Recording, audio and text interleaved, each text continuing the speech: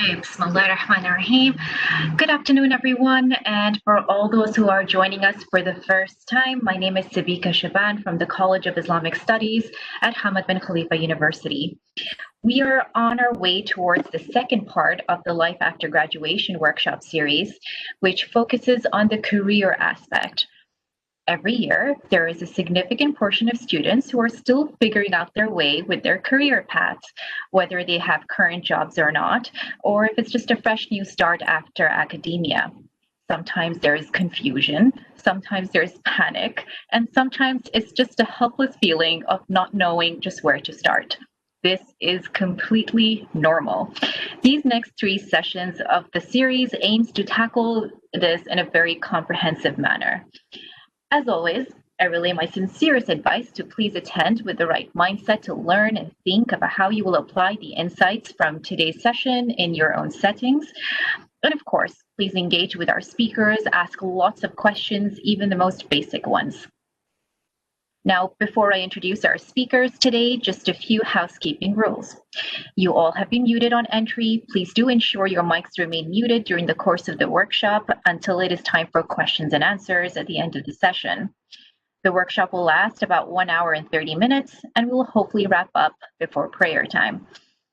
Please keep a paper and pen handy to write down notes, and there are certain interactive activities in the middle, and your mobile phones to scan QR codes and whatnot. If you are using your mobile phones to watch the workshop, please do keep your eyes on the chat for the links. You may also ask your questions throughout the course of the workshop. Where relevant, they'll be addressed right away. Others will be kept to the end of the workshop for the Q&A period. There will also be a survey that we will deeply appreciate if you could fill out at the end of the session. Last but not least, the webinar is being recorded and will be shared with all those who have registered along with a copy of the slides. Now, on to the introductions.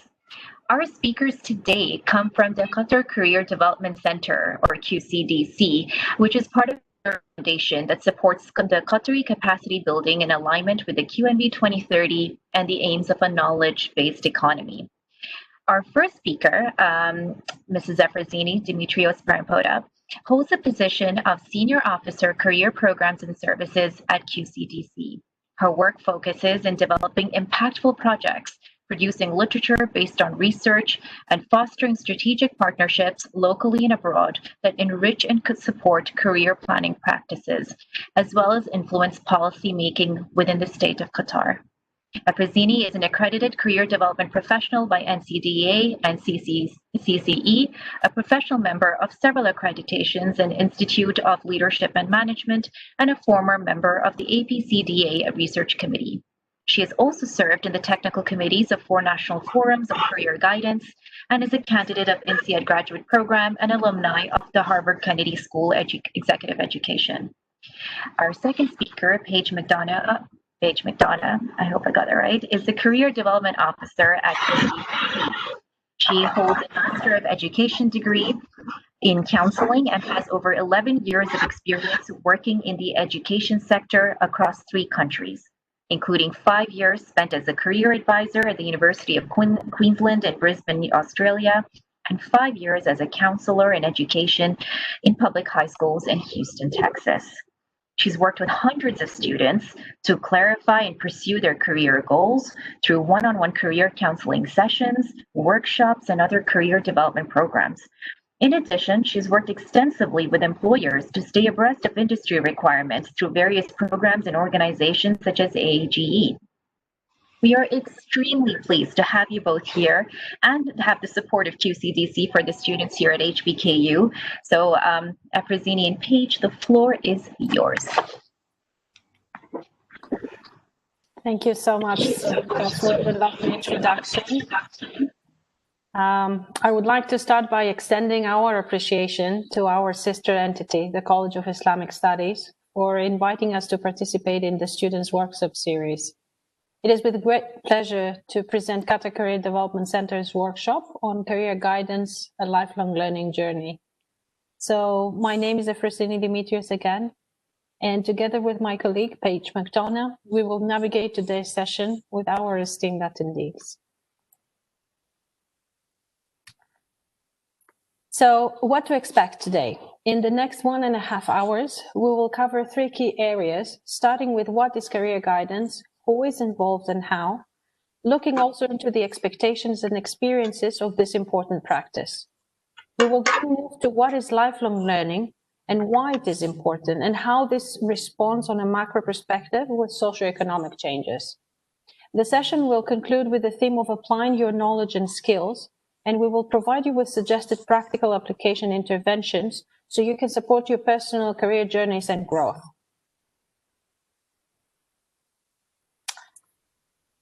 All right, so let's start with a quick icebreaker. If you've got your mobile phone handy, if you are logging in through your laptop, if you'll just open up your camera app and hover it over the QR code.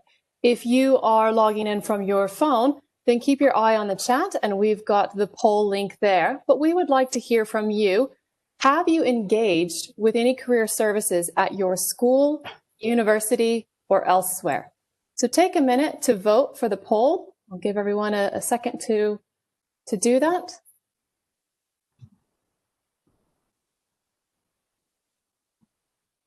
I'm seeing some votes come in so far.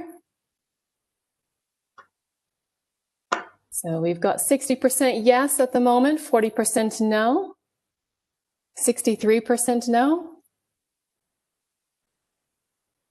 I'll give everyone else a few more minutes.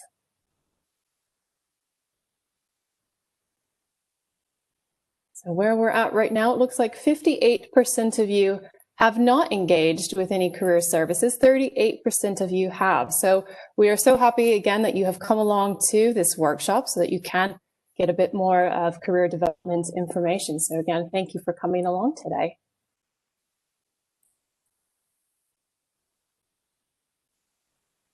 Thank you, Paige. Thank you, everyone. So continuing our warm-up, we move to the first activity. So please use the chat box to type your answer to the question, what career means to you?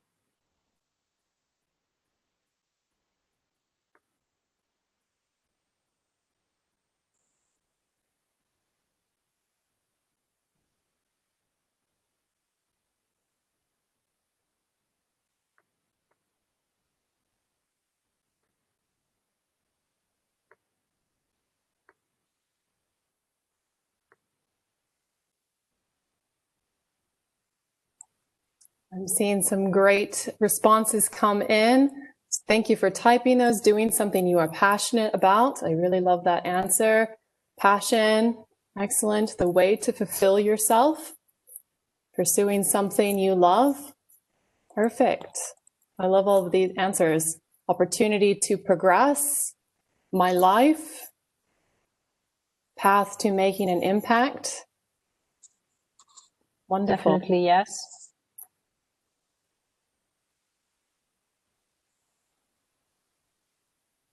A highway to the sun.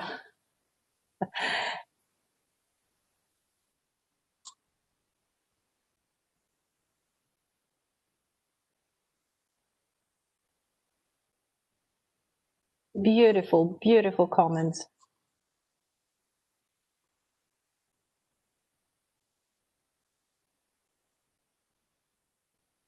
Touching lives, doing a job that you're passionate about. Yes, definitely.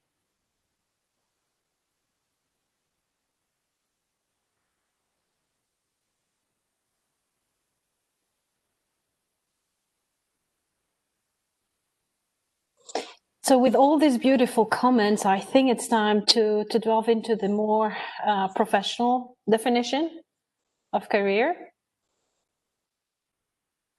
So career is more than just a job. It is a lifelong learning journey. It is a combination of activities performed at any life stage, composed by a series of successive roles held by a person throughout the lifetime in a variety of roles, including the one of the worker. And career is influenced and shaped by self-concept. In other words, people seek to express who they are through their work. From a narrative perspective, career becomes a carrier of meaning. And by extension, career counseling becomes a dialogue designed to infuse meaning into vocational choices and substantiate the self through work. The chart in these slides illustrate the various phases of the career development cycle with suggested resources and action steps for each. So the first step, or what we call the assessment stage, is about exploring what your values, interests, and skills are. You will start to feel like you want to know more about yourself and make a conscious effort to get in touch with who you really are. During this process, clients are supported by a qualified practitioner. It can be a career counselor, a coach, or an advisor who will be using appropriate psychometric assessment tools. The next step is the investigation stage. In the investigation stage, you are researching what work exists in the world and how majors can be linked to such occupations. However, a major doesn't always determine a career. While there are occupations that do require specific degrees for certification, for example, engineering or medical, right? Many do not. And the College of Islamic Studies is a great example of such. Career exploration can assist you with exploring your major pathways and help you to select a career that is congruent with who you are and what you value. This stage is characterized by feelings of confusion, in that you are not sure what career options exist for you. You may feel overwhelmed with all the different jobs and opportunities that exist around you as you begin the process of researching the modern world of work. But if you approach this stage with a positive frame of mind, you will find that you will learn about many possibilities you may not have ever considered. Some of the tasks involved in this stage is researching the world of work and connecting occupations with career clusters and majors. The next step is about preparation. Getting ready to do your life's work, especially now more than ever with the pressures the pandemic has posed in the global economy, skill building and relevant experience in the world of work are important new entry-level requirements. This stage is characterized by feelings of excitement as you think of how wonderful it will be to finally get a job that you really find meaningful. However, there is still much work to be done. And in order to be successful, you have to be prepared. So taking internships, part-time experience, and active network.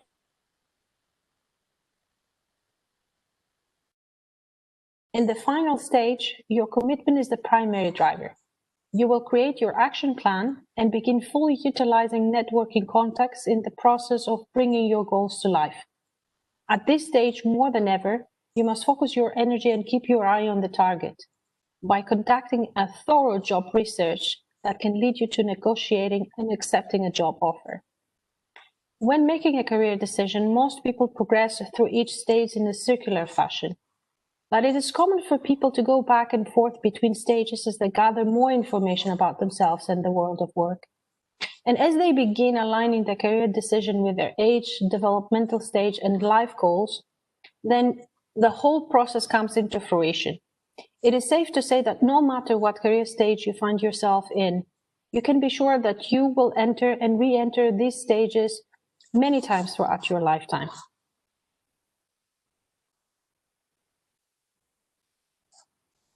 And then we can see the next slide. So career as a life design tool. Entering the world of work and moving through occupational positions requires more effort and confidence today than it did in the past. Working in the post-modern global economy, employees can no longer depend on an organization to provide them with a familiar and predictable environment. Instead, individuals must rely on themselves to construct a narrative for thyself and for their career. And this will help them hold themselves and their lives together when they encounter transitions in a form that provides meaning and continuity. So narrative theory helps individuals move into their own story. The narrative construction of self and career becomes the structure that provides meaning and direction. The way we tell people about our careers starts where we come from and then move to where we want to go. What our aspirations are, what we are hoping to achieve. And each time we tell this story, it might differ from the previous, either because we speak to different people or simply because we are in a different point in our lives. The way we tell our story in an interview might also land us with a job, reflecting also on our path and telling ourselves what parts, mistakes or pitfalls we want to avoid in the future This will provide us with psychological power to make a decision on how we want to behave. Most people are caught up with everyday life, and usually they are able to reflect on their story towards the end of their life when it's too late to change course. Throughout career guidance activities, we get a golden opportunity to pause, reflect, and get connected with significant events that shape our trajectory and possibly alter the future ahead. So a narrative simplifies what is complex and seeks to explain it and make sense of it. In life designing, we use stories that show clients' uniqueness. The relationship between client and counselor builds a secure environment in which the client feels comfortable in communicating their ideas and life stories, including the implicit unconscious.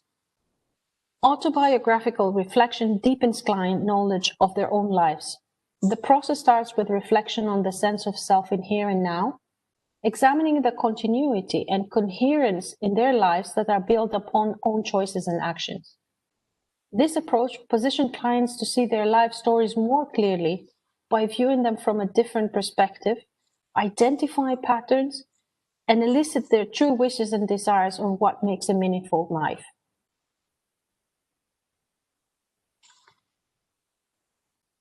Next slide.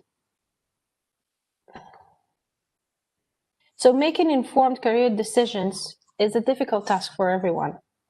In the current fast-changing global economy, it is likely that the person will have to make many choices throughout their lifetime. The quality of these choices are shaped also by the interconnected relationships he or she will build and the explicit ethical dimensions, practice boundaries, and roles each one will take. So let's see who are the main actors. Starting with the role of career practitioners. So career advisors or counselors are equipped to assist other individuals in planning their career paths. They provide advice and guidance services in a range of settings to people who want to get support in making choices that will affect their working lives. The clients might include adults, young people, unemployed, career changers, as well as students in colleges and further education. So practitioners are aiming at promoting clients' independency and self-management of their career development skills in a gradual way. And professional counselors and advisors are required to follow the ethical standards of the professional bodies they are registered. Going to the role of clients, first and foremost, what they need to do is enter the space with a professional relationship mindset. Their duties are to set and keep appointments with their counselor or advisor, including notice in case of cancellation or rescheduling, maintaining all communication within the scope of their engagement, pay fees in accordance with the schedule pre-established, put the development plan, and complete the work agreed upon in the sessions. They need also to follow through and keep the counselor informed of the progress towards those. So what tools are used to support the client-practitioner relationship? Practitioners will employ various toolkits that suit the client's profile and needs. These may include psychometric assessments, career planning resources with increasing demand in online platforms and tools, especially during this period, we see it very evidently. That will include also labor market information and industry growth projections, employment trends, patterns, and others. And also, the last part is all about the power of networking. So networking involves establishing and developing long-term relations of mutual benefit with people we meet in different places. Interacting with people from different professions, nationalities, and cultures will give us a broader scope of life. And there are three main types of networking that you will be engaging in to build your career. The first one is the operational networking that involves building relationships with people you do business with on a regular basis. The personal networking will help you find support when you go through rough patches in your career and personal life. And then we have the strategic networking that happens when you target someone who would add a specific value to your network. Most students and new graduates know that networking can be an important factor in landing that dream entry-level job. So we highly encourage you to keep practicing that.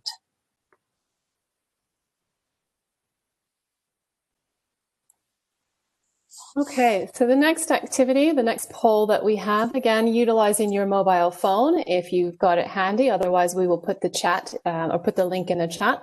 So in your opinion, how engaged are students in the career guidance process? So grab your phone, hover it over the QR code or click on the link in the chat and take a minute and vote what you think.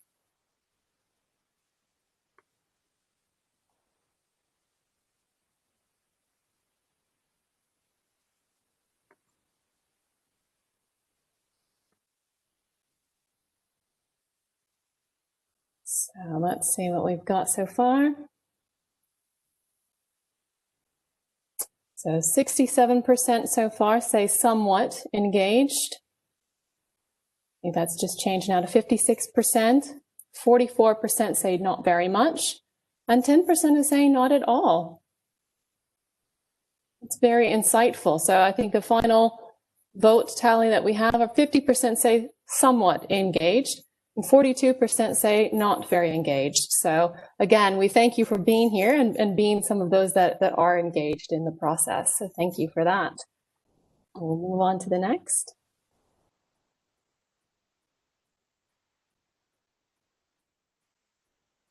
All right. So especially in the field of career guidance and development, client is in the center of our practice. In order to amplify the effects of career guidance in Qatar, and enable practitioners to provide better services, it is important to measure clients' perceptions. So we invite you to use the chat box again and provide us with your views on how strong you think career culture is in your own community.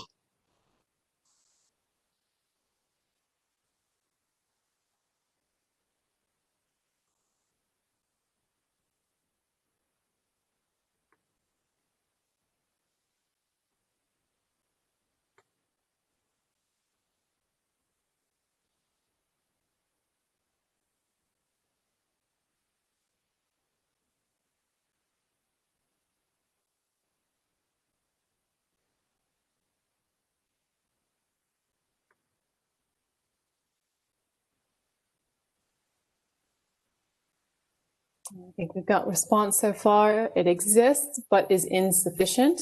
I think that's a really interesting perspective.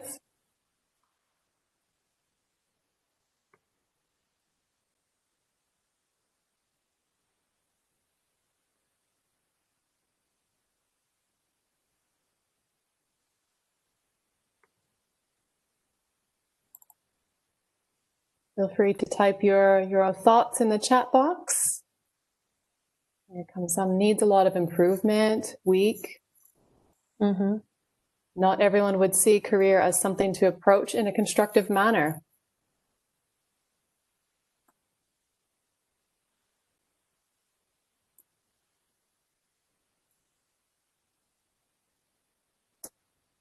I think the community is starting to engage now in career culture and development, but weak right now. Definitely, these are all valid points. And actually, 2 weeks back, we hosted a panel of students and recent graduates who shared their views and experience of effective career guidance in a pandemic world. And in the slide, you can find the link to the video posted on YouTube,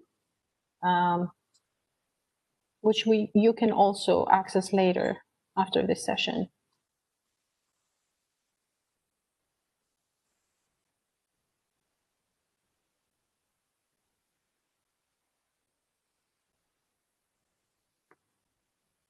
Thank you, Paige. So one of the key pillars of our work in QCDC is research. In the past 5 years, we have developed a number of research papers, and 3 of them are used as a reference today of our research-based evidence. And the purpose is that we wanted to bring more understanding to our audience and address important findings on how career is understood by the national stakeholders at different levels. These are also available through our website, and the link is also provided at the bottom of the slide for access, should you be interested. So the 3 different research papers, starting from the oldest in 2015, is about career guidance and bridging the gap between education and employment transition in Qatar. The second one was about career aspirations, guidance and students' mobility and how to achieve quality Qatarization. And the third one, which we done in collaboration with KPMG, was a national level study about career perceptions, especially among Qataris. So the findings that came out from from all the three research papers were astounding. And also they are very much in line with the comments that you have provided us with. We can move to the next slide. So we had these overlapping findings. First, the lack of nationwide career guidance provision. Good career practice examples by schools and employers in skill and career support are not enough. So Qatar needs to make strategic structural changes to integrate career guidance into the education system and provide nationwide education to employment support and establish a central career guidance entity. Until today, unfortunately, this has not been resolved. The second point is limited career and guidance culture among students, their parents and employers, lack of youth motivation and skills, focus primarily on prestige and jobs rather than careers. The third point is lack of integration of career guidance into curricula. We still see that education suffers from that, and there's no mandatory requirement for career centers to engage students. The fourth point was very limited graduate student awareness of and access to career services. So there's also limited awareness of soft employability skills and work preparedness among most of young Qataris. Employers want internships and placements to now be made mandatory in all universities for all students in order to increase employability skills, career guidance, and work preparedness. The next point is national policy should change to quality Qatarization.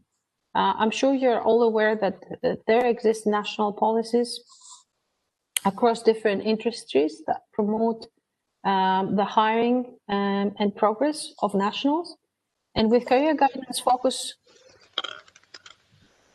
that is limited, how we can address structural and cultural needs to increase these career awareness skills. Then the next point is educators and employers need a 15-year labor market growth projections. And this is particularly essential to inform education and STEM scholarships to build also skills and careers needed in the growing economy. And the last point is about addressing challenges in increasing and diversifying Qatari female employment. So we have some focus initiatives.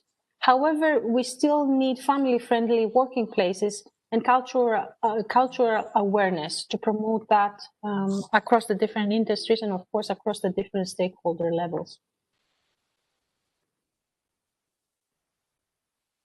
And the next slide. So we are moving. Now it's time for our third activity. So please use the chat box to define the meaning of lifelong learning in your own words.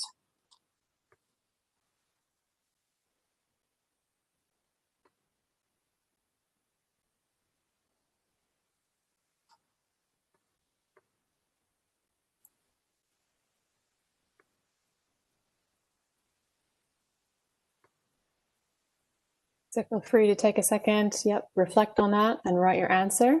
We've got some great ones. Learning that never stops. Exactly right.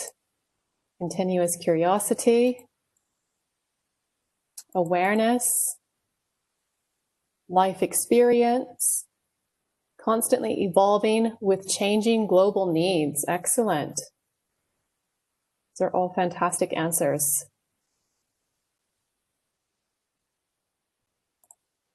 Got a few more coming through. I'll read and then go on to the next. Process of being a learner throughout one's life, especially during the career, and seeking learning opportunities in your own environment. Lifelong learning, willing to try new things and adapt to new changes around.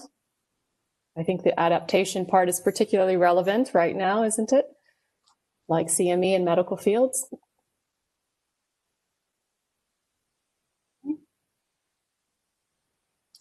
These are some really good answers. So a traditional definition of lifelong learning is all learning activities undertaken throughout life with the aim of improving knowledge, skills, and competencies within a personal, civic, social, and employment-related perspective.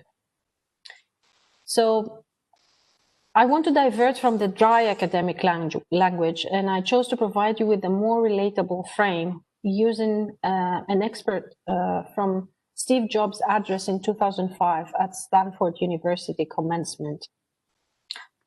He says, "In college, I decided to take a calligraphy class.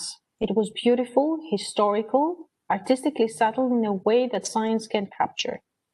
None of this had any hope of practical application in my life. But 10 years later, when we were designing the first Macintosh computer, it all came back to me and we designed it into the Mac." So Jobs never graduated from college. However, he owes a great deal of his success with Apple to this calligraphy course. There is so much that we can learn from his life example. He gave himself permission to try new things and trusted somehow that his portfolio of interesting experiences would perhaps lead somewhere new and exciting. So the Mac came from someone who had laid down lots of dots in his life and found ways to connect them along the way. And how can you intentionally continue being curious on the long run?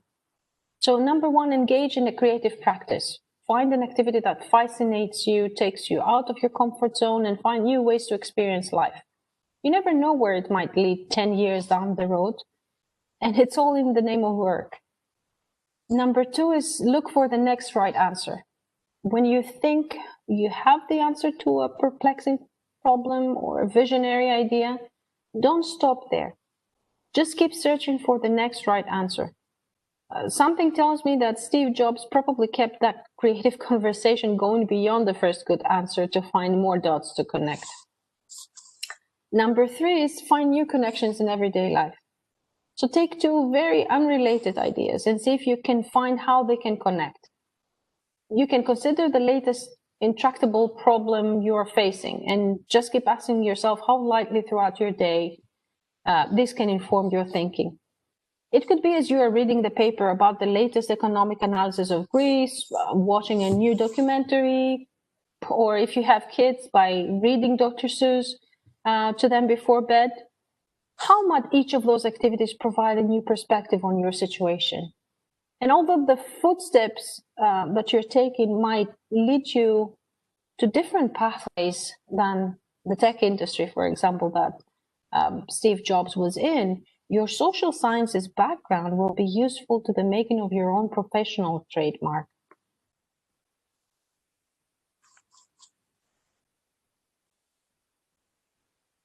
So connecting the dots.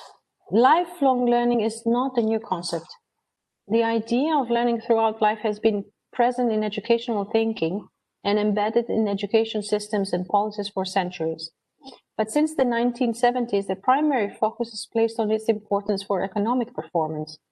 The idea of the knowledge society and how education must be reformed to keep up with societal and economic changes was strengthened by international organizations like UNESCO, World Bank, OECD, the European Commission, by means of influential reports that use the concept of the knowledge society and the knowledge economy to argue the urgency of reforming educational policies and systems.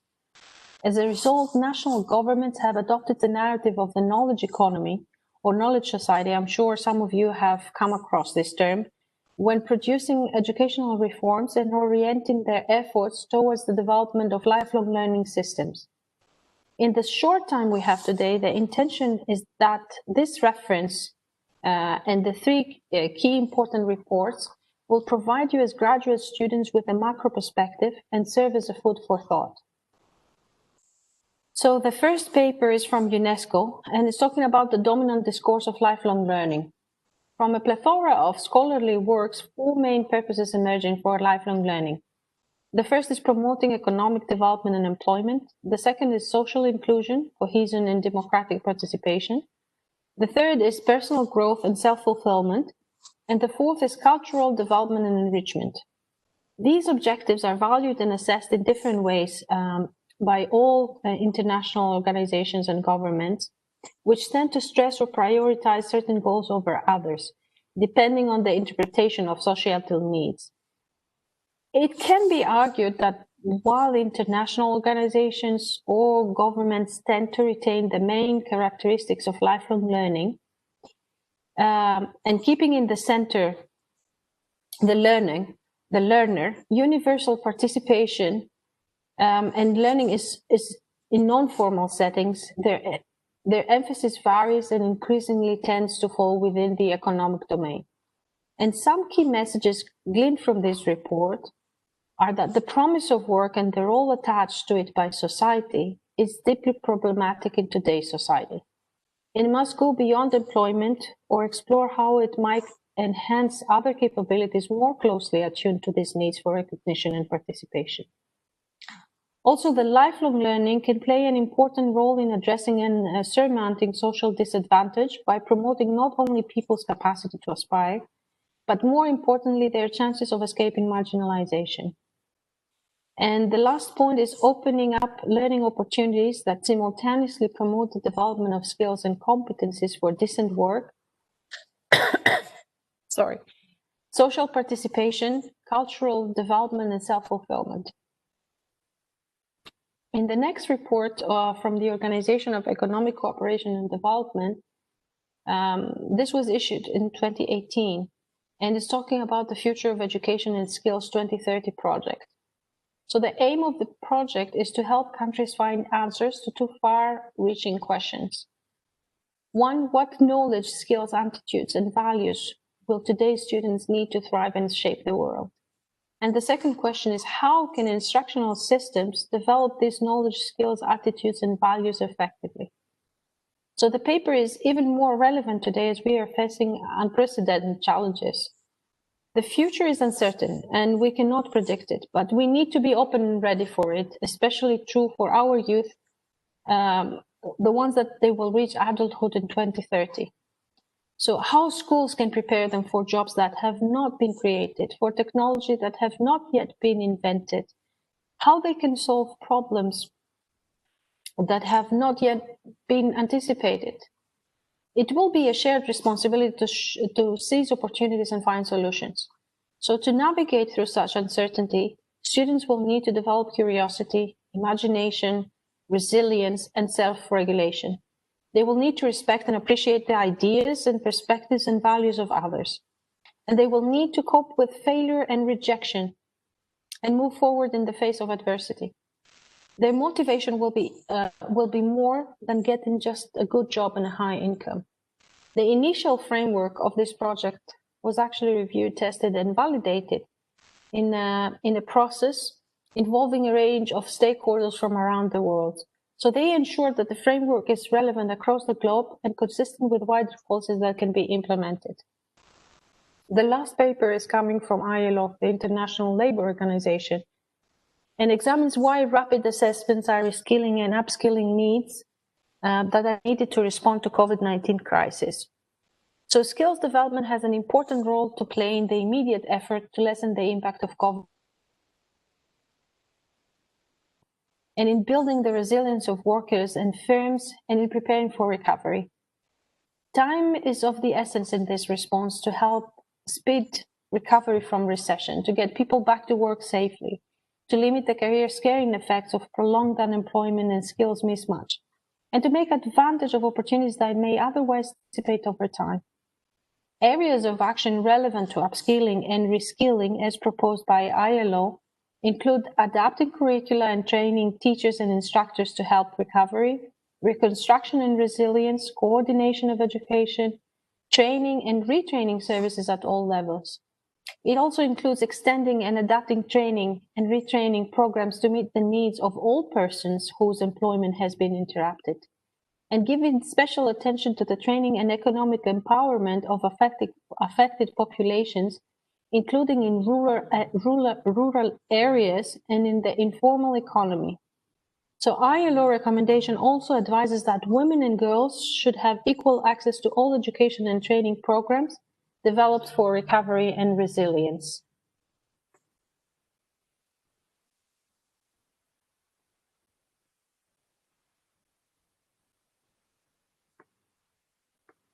And the next slide is from the TEDx talk in November 26. is delivered by Eduardo Briceño, who explains that people reach a point in their lives at which they stop getting better at the things that are important to them. Almost everyone reaches a point of stagnation, even if they are working really hard. However, there is a way to fix this. So Briceño indicates that the most successful people and teams spend their lives alternating between two zones, the learning zone and the performance zone.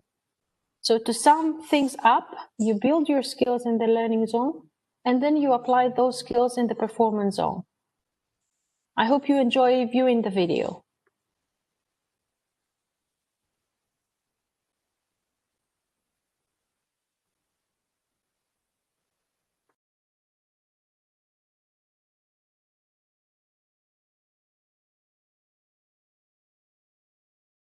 I'm afraid, Afrozini, there is no audio, or we don't hear it.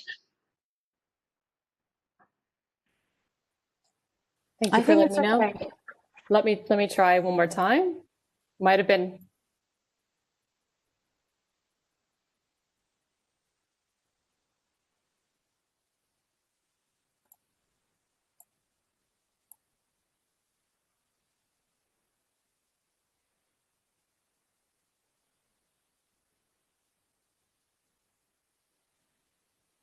No, it may be something to do with the platform that we're hosting on, that it may need to be loaded in a particular way.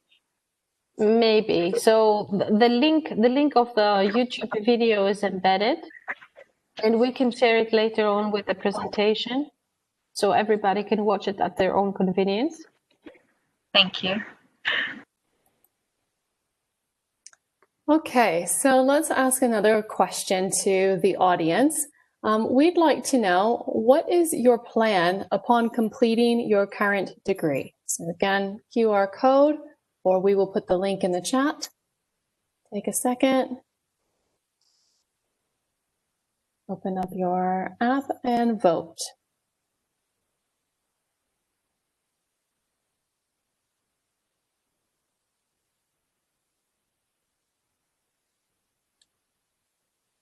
I'll give everyone a minute or so to vote on the poll.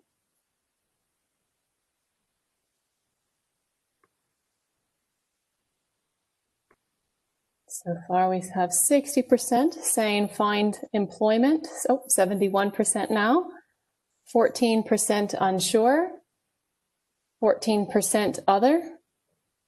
No one so far has clicked on going, oh, there it is, going for a PhD, now 20%. A few more votes are coming in, so we'll give it another minute or so.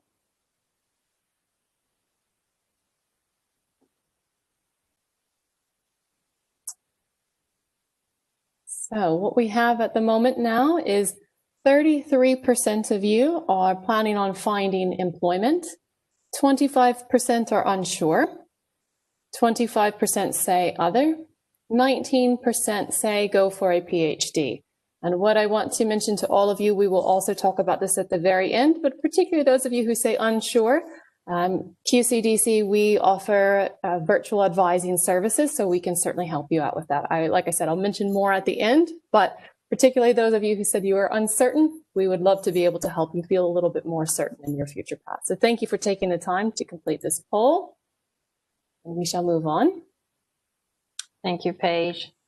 So new research from the Organization for Economic Cooperation and Development highlights the dramatic increase in higher education around the world, and projects that the global population of university graduates is expected to nearly double over this decade and next to the until 2030. So it's expected to reach about 300 million graduates.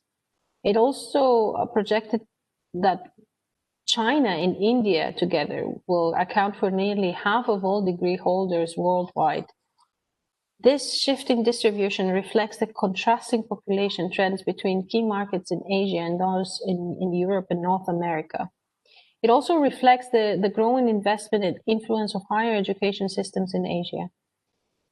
Going into the US perspective, the number of graduate students has tripled since the 1970s. And according to some estimates, 27 of employers now require master's degree for roles in which historically undergraduate degrees suffice. So especially for you, it is critical time to consider and weigh your options. According to Harvard Business Review, there are 3 reasons you should go to graduate school. The first one is to bump up your salary potential. The second is to set a career change in motion. And the third is to follow your passion. But there are also another 3 reasons why you should not go to graduate school.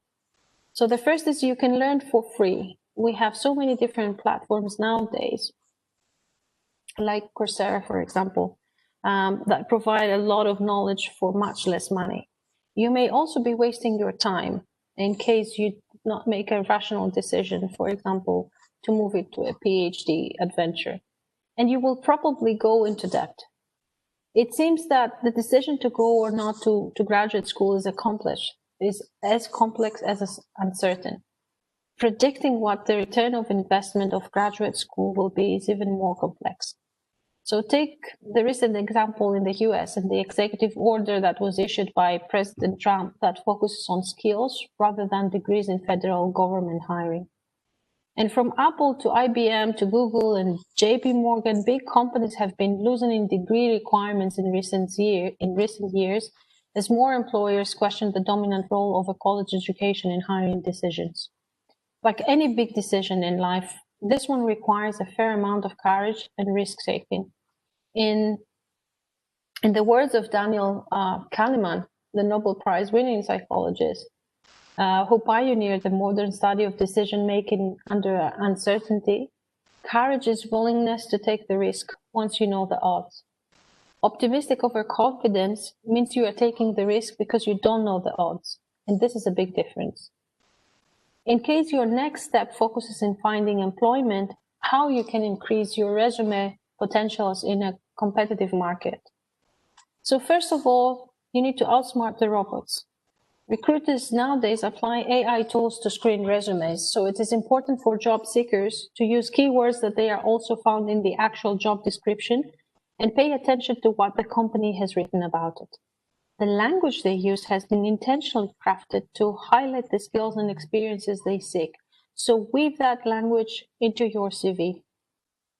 Potential advantages will give you an online portfolio or a cloud-based recording platform like Glue to make a personalized video that can be leaked onto your resume. The other thing you can do is show off your skills. Your resume should tell a story about why you are the best fit for this role. And like all great narratives, it should begin with a hook. Underneath your name and title, include a summary about who you are and what you have to offer as a professional, as well as the key skills section highlighting your strengths, focusing on the ones that they are most relevant to the job. And be sure to include any business-related programs that you are familiar with, whether it's Microsoft Word, Excel, Salesforce, WordPress, any remote collaboration tools you're comfortable using, like chat programs such as Slack, Teams, Google Chat, file sharing. We have Dropbox and WeShare, document collaboration, or video conferencing technologies. The other point is don't restrict work experience to work. So consider including major projects and papers you worked on as a student that will highlight the types of skills that many employers are after. So this can be communication, writing skills, time management, project management, teamwork, research.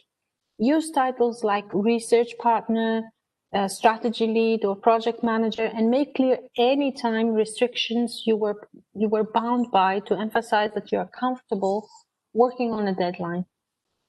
The other thing you can do is let the numbers do the talking. Most recruiters would like to know about the candidate's accomplishments, so keep track of any quantifiable milestones you are hitting in your current role, in a project that you are running, or internship that you take. You never know when you will need to pull data together just to bolster a job application or interview. The other thing is to keep your cover letter personal. So cover letter's purpose is to capture the reader's attention right away. Reach out to current employees, take time to build trust, and engage with others in a supportive way. Let people and would love to be considered for a current or a future opening. And making personal connections, finding out who the hiring manager is, and reaching out personally with your application materials could be the simple, most important action you take, the one that lands your resume on the top of the virtual pile. So when we first graduate and look for employment, having a degree is only the starting point. And learning must now continue for a lifetime with continuous upskilling. Our capacity to learn determines our capacity also to adapt, and ultimately our chances of surviving really far into the future. One way to accelerate and support learning is with continuous upskilling. A key component is micro-certification that happens in smaller chunks, such as a bootcamp training, an online course from a university or other provider, or even an apprenticeship. When competency in a specific knowledge area or skill is demonstrated, then a micro-certification is issued, which can be listed on your resume or displayed as a badge or a master credit on an online profile such as LinkedIn. Next slide, please.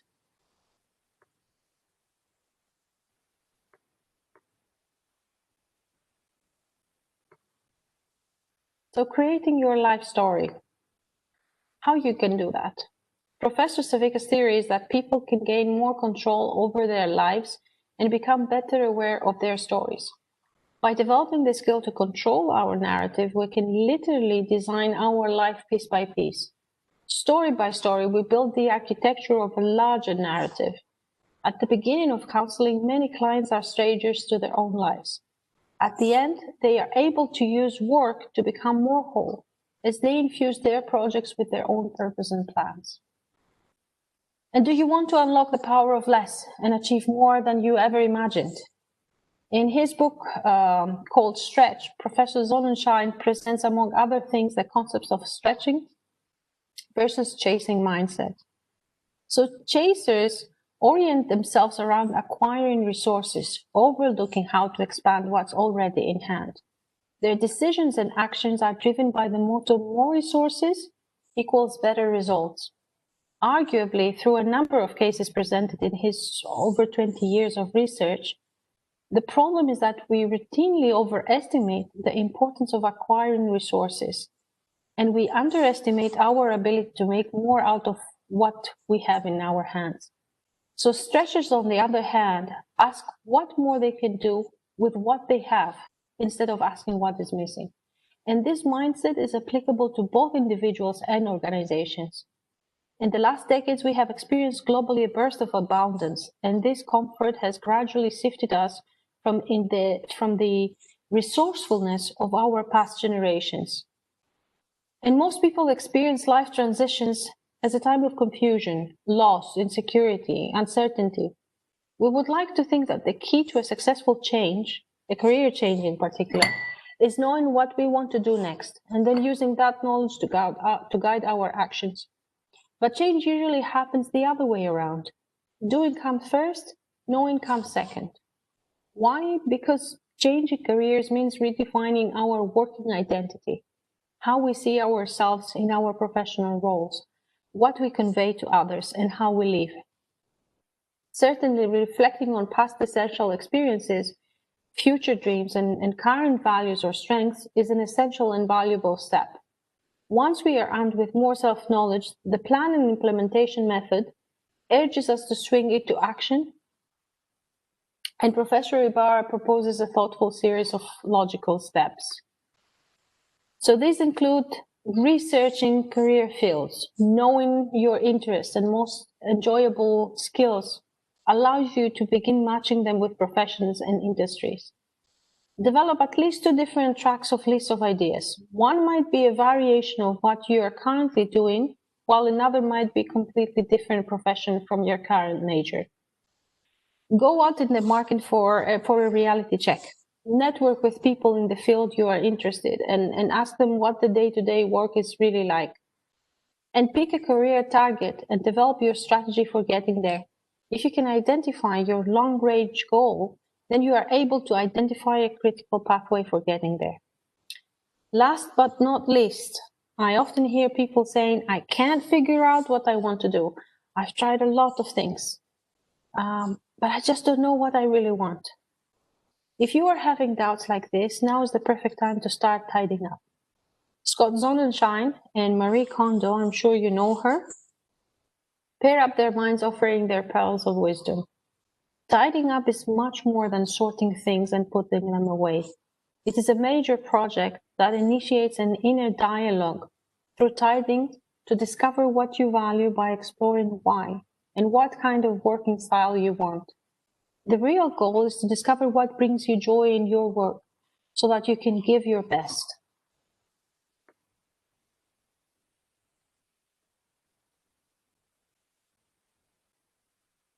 Slide. So the first exercise we want to offer you is from the book of Marie Kondo and Scott Sonnenschein called Joy at Work that I mentioned last. This exercise will help you identify your own personal joy criteria. So read each of the 12 statements and then using a scale from 1 to 5, 1 for strongly disagreeing and 5 for strongly agreeing, rate your level of agreement or disagreement with each one. There's no right or wrong answer. Just listen to your heart and respond honestly. When you finish going through the questions, then you just need to add up your answers for every set of 3 questions. This means you will have a total score for questions 1 to 3, 4 to 6, and so on. The first 3 questions focus on learning, the next 3 on work freedom, the following on achieving, and the last on connecting with others. Your scores show how much you value each of these areas. Areas with a score of 12 or higher are the ones you value particularly high. So what aspects are most important to you? Once you have identified them, you can use them to help you visualize your ideal work life.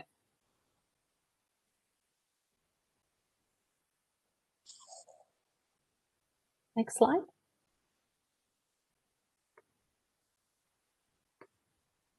And then we have the timeline exercise. So pick a paper and a pen and draw a line starting from the time you were born until present. You have to identify the key moments that happen in between and mark on the important events that they happened throughout this period. Now, once you finish that, you will have to reflect on what you chose.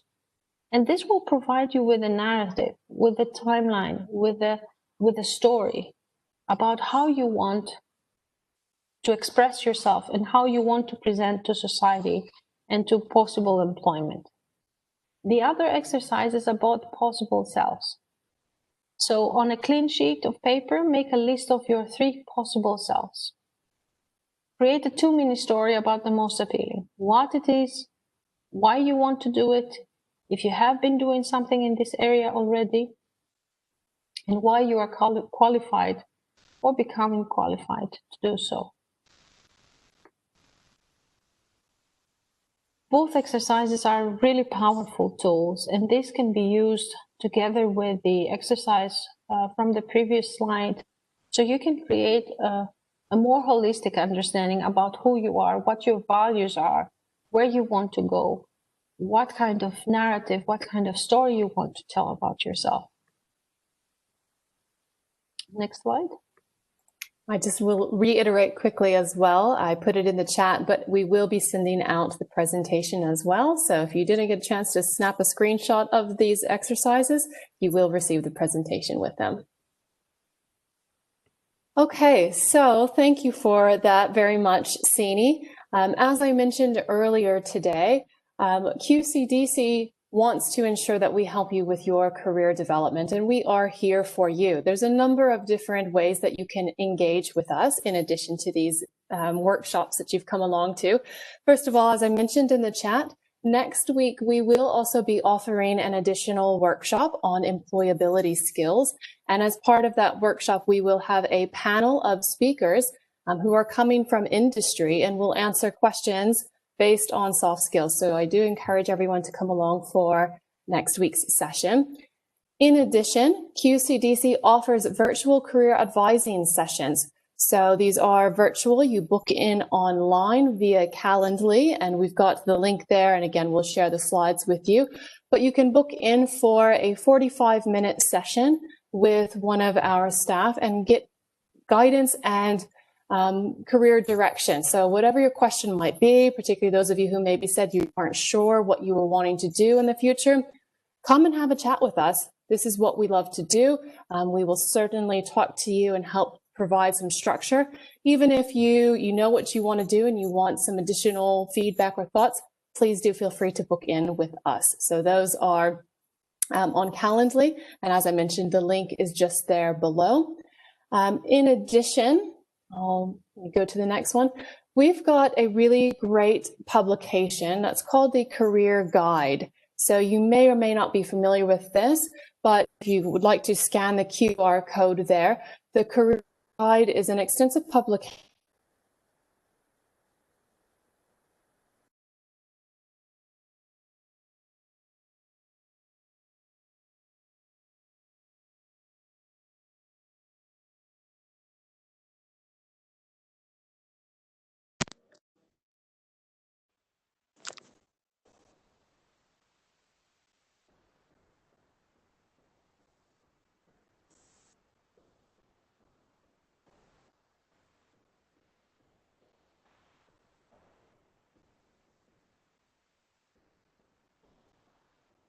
Oh, sorry about that. I think we've lost Paige for a bit, but she might just come back. Yes. Sorry, Paige, we lost you there for about a minute. So, yes. Would you? Yes. Here? Yes, please. Yes. Okay, thank you. So I'm not sure how much I missed there, but with the Career Guide, it is a publication that we offer. If you'd like to scan the QR code, you can download it on your phone. Otherwise, it also is available on our website. But the Career Guide is an extensive publication that's put together that includes news items, interviews with employers or interviews with people in the industry. It has quite a good amount of information on it. So I would recommend that you download the app. It is free, or you can take a look at the website, which is just below. And then in addition, as I mentioned, we've got our LinkedIn page. So LinkedIn, we utilize to post articles. We just posted one today about different learning opportunities, so virtual learning opportunities. So please do connect with us on LinkedIn. If you don't yet have a LinkedIn, this is going to be my plug to set a LinkedIn page up for yourself, and then follow QCDC on there to stay abreast of the different tips and news articles that we post on there. Now I would like to open up the floor to you all. Thank you so much again for attending, but I would like to hear from everyone. What questions do you have for us?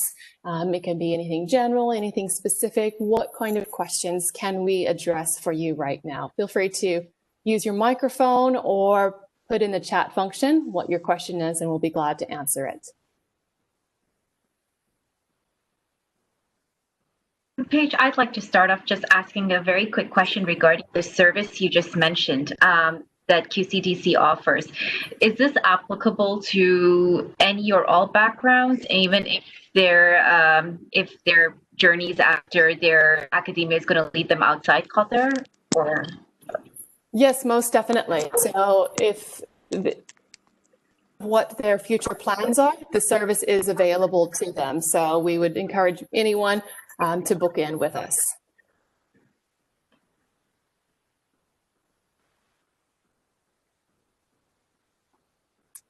What other questions are there?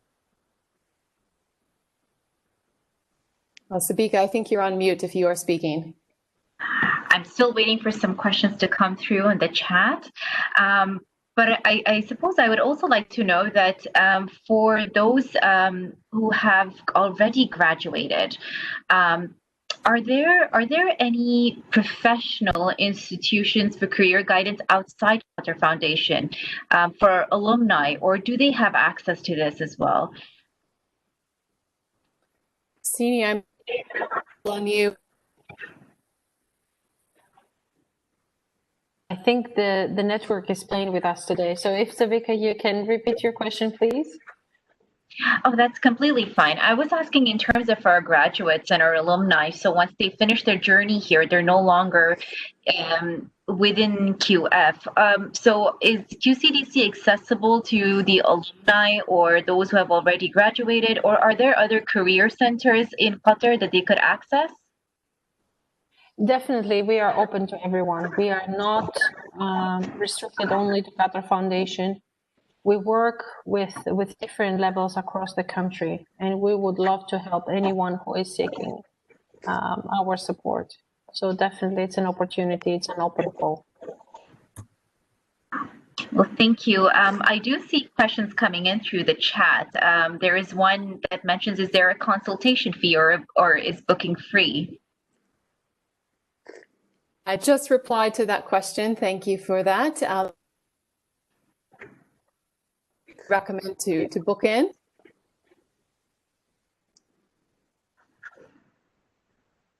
Yes. Thank you. I think we're facing connection issues with Paige's network. There is also another question. In your opinion, what are the career opportunities like in Qatar for non-Qataris studying here who want to gain some experience? Yeah, this is a really good question. So nowadays, with the implications from the pandemic that has posed within Qatar and outside as well, there are less opportunities compared to what we used to know.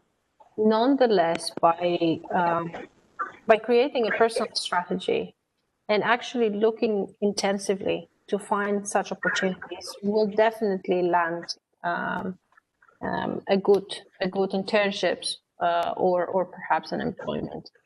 So I think it's very much important to really see on the value of networking, how we can access different industries, different employers, and see what is available out there. So we need to stretch ourselves and get out of our comfort zone. There's been a question that's been sent. Yes, please, Paige, go ahead. I would just like to reiterate the importance of networking. I want to share, or I'll just tell you, it is extremely important in any country that you live in. They say it is up to 80% of all jobs are found through someone you know. And particularly because Qatar is a small country, the more that you get yourself out there, the more that you establish yourself, that you get involved, that you demonstrate your skills and experiences, and you begin to meet people, the better off you will be when it comes to job searching. So if you have further questions about that, I would recommend booking in with us, and we can walk you through and explain a little bit further of the process. I couldn't agree more in terms of the power of networking, especially in such a small country as Qatar. I do have a question that's sent to me privately in terms of, if I am interested in pursuing an internship, what are some of the strategies that I could act on in order to find them? But they haven't mentioned the discipline, so I'm not sure in which industry. With that question, what I always like to tell students is, whatever it is you're looking for, internship or volunteer experience, I always say, don't wait for something to be posted, but to make an experience happen for yourself. So if you're particularly interested in an organization, begin to network with them at that organization, reach out to them, not with a sense of, I'd like a job, do you have one, but more of, how can you contribute to that organization? How can you add value? Can you offer your services? Get to know them and see if you can maybe create an experience or an opportunity. So it does take work. It won't happen overnight, but again, the power of networking, the power of getting involved, these things will help you when it comes to finding those kinds of experiences and opportunities. I can agree more with Paige. We need to create the opportunities ourselves. So we need to make sure that we are in charge of our life. And also to create more opportunities. Through networking, you can also potentially explore volunteering opportunities.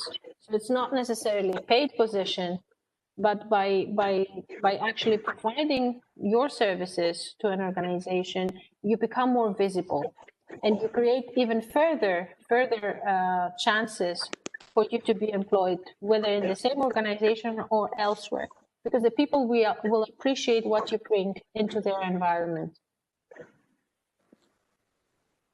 Absolutely. And I also just recalled in the fact that there were some really key insights in terms of continuous learning.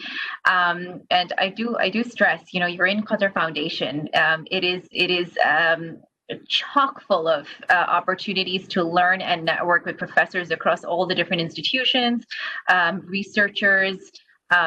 So even for students who are here for just a short time period, it is definitely a period to take advantage of.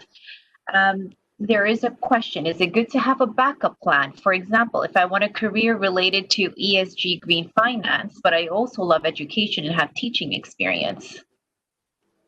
Yes, this is what we have been talking about. This is a very valid point. So keeping your options open.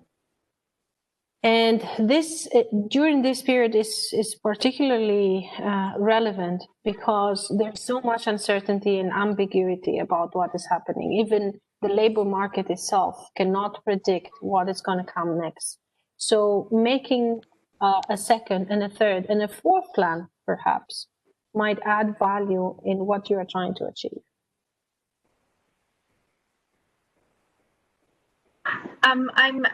I'm not sure if, so there's a question that is sent regarding, I'm a young mom who wants to embark on a career path. Are there legislations to provide, to support young mothers and your young working mothers? To support them in which ways?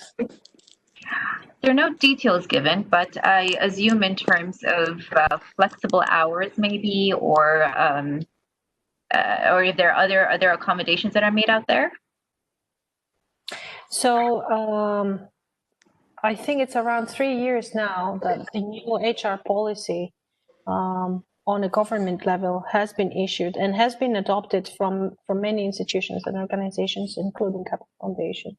So yes, now there are more provisions about working mothers than in the past decade, for example. There's an extended maternity leave. There's also support for childcare in some cases. So, for example, Qatar Foundation, they provide the early childhood center, which is a daycare facility. And there are also more industries that they are applying this approach. We see more and more examples. But unless I know exactly what kind of support we are talking, I cannot really address it perhaps to the point.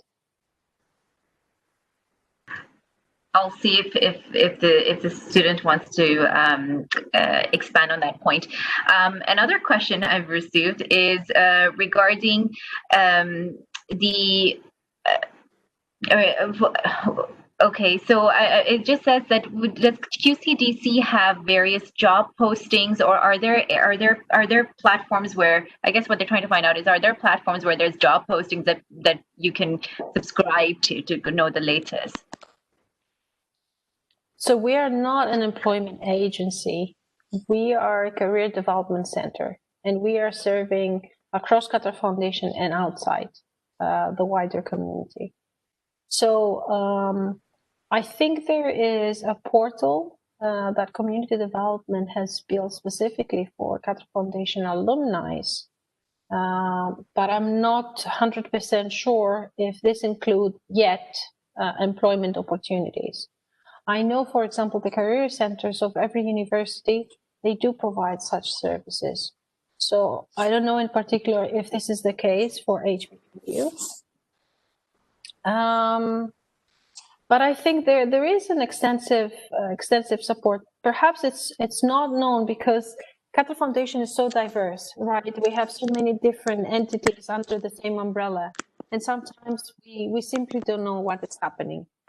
But I think by being proactive and looking for opportunities is the starting point. I would like to just add to that as well. Obviously, everyone is familiar with the platforms such as Indeed and LinkedIn post jobs, and there's Bait, but I would really, really encourage everyone, again, not to spend as much time on those sites as you would networking, or if you've got a particular employer in mind that you're interested in, look at their website directly, because oftentimes the other websites might just have so much, it's even hard to filter down to what you are looking for, and not every employer will post on those websites. So I would say what I always recommend is maybe set up job search automated emails on some of those sites. Let the site do the work for you. They will email and say, we found these sorts of jobs based on your search requirements. But I would devote most of your time to networking and looking at the websites directly of the companies that you're interested in. To make it easy for yourself, even bookmark them across the top on your Chrome or whatever the search engine you utilize. That way you don't have to retype it in every time.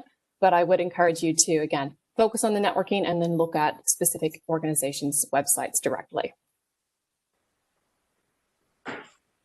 Okay, I have one more question over here in terms of how long is it considered a healthy time between searching for a job and securing one? I don't think there is a particular time frame, but is there something that they should be looking out for, or certain expectations they need to readjust? Obviously, right now, times are very different. So I would anticipate it will be perhaps a little bit longer of a job search. Previously, in previous anecdotal information, we usually say that it would take, depending on how much networking you had done before graduating, it could take anywhere between 3 and 6 months. I would say extend that now, 6 to 12 months, I would say.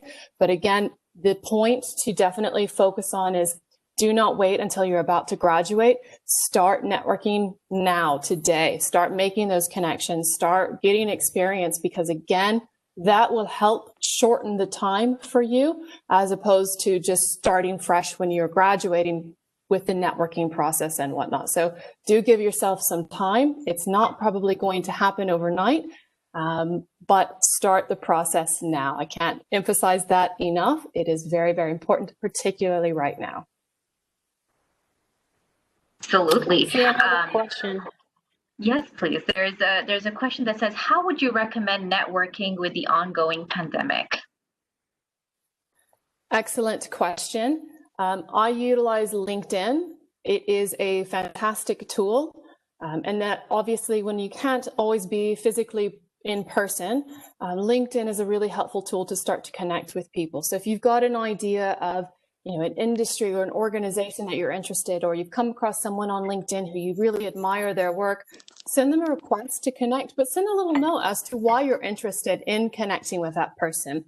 In addition, there are also a lot of different professional organizations or even social associations or whatnot that are still conducting meetings virtually.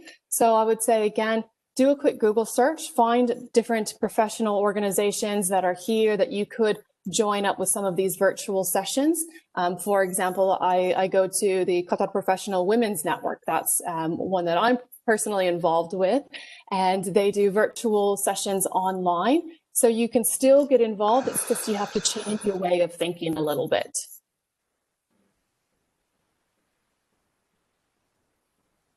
Definitely, and I would add to what Paige mentioned, be mindful of the professional etiquette. So use the LinkedIn platform not to address questions for employment directly, but try to build gradually a connection with the people you're reaching out in order to make your voice being heard. Absolutely. Well, I think they run out of questions at my end. I've not been receiving any more.